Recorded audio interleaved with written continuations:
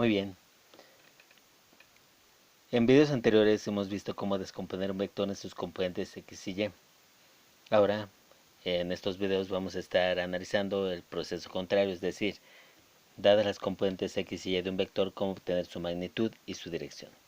Entonces, para verificar esto vamos a comenzar suponiendo un vector que tiene componentes en X y componentes en Y de cualquier valor. Aquí por ejemplo es el vector A con componentes en X, a X dirección Y más a Y dirección J.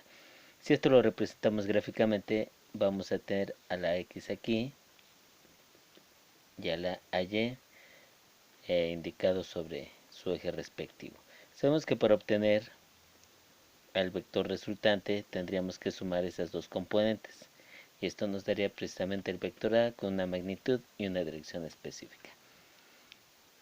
Si nosotros analizamos las componentes, observamos que esta longitud AY es la misma que se encuentra de este otro lado, con lo cual podríamos construir un triángulo rectángulo con las siguientes características: un ángulo, una componente en Y y una componente en X.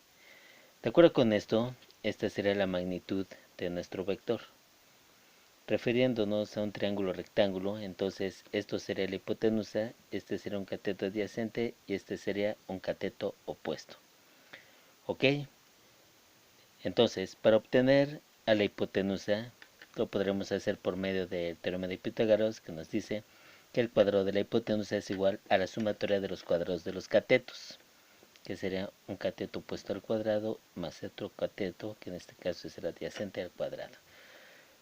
Si despejamos esta hipotenusa, sería la raíz cuadrada del cateto opuesto al cuadrado más el cateto adyacente al cuadrado. Ahora, si cambiamos esta notación de teorema de Pitágoras por lo correspondiente a nuestro vector, tendríamos que la magnitud del vector A va a ser igual a la raíz cuadrada de la sumatoria de los catetos, que son AX y AY, al cuadrado.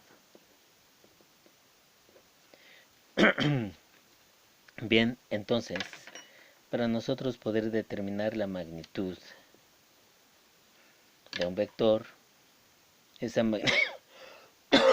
magnitud del vector se representa normalmente con estas líneas de valor absoluto y es siempre igual a la raíz cuadrada de la componente en X al cuadrado más la componente en Y al cuadrado. Eso es con respecto a la magnitud. Ahora, con respecto a la dirección.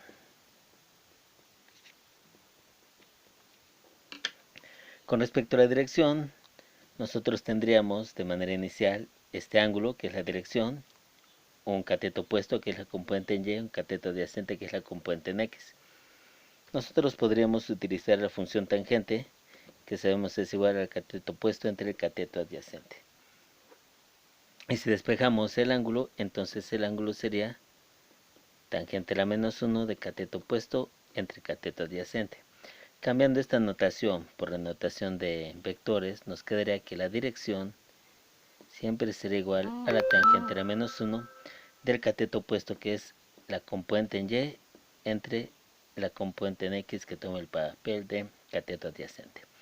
Entonces, básicamente, estas dos van a ser las fórmulas para poder calcular la magnitud y la dirección de un vector, tal y como veremos en los ejemplos siguientes.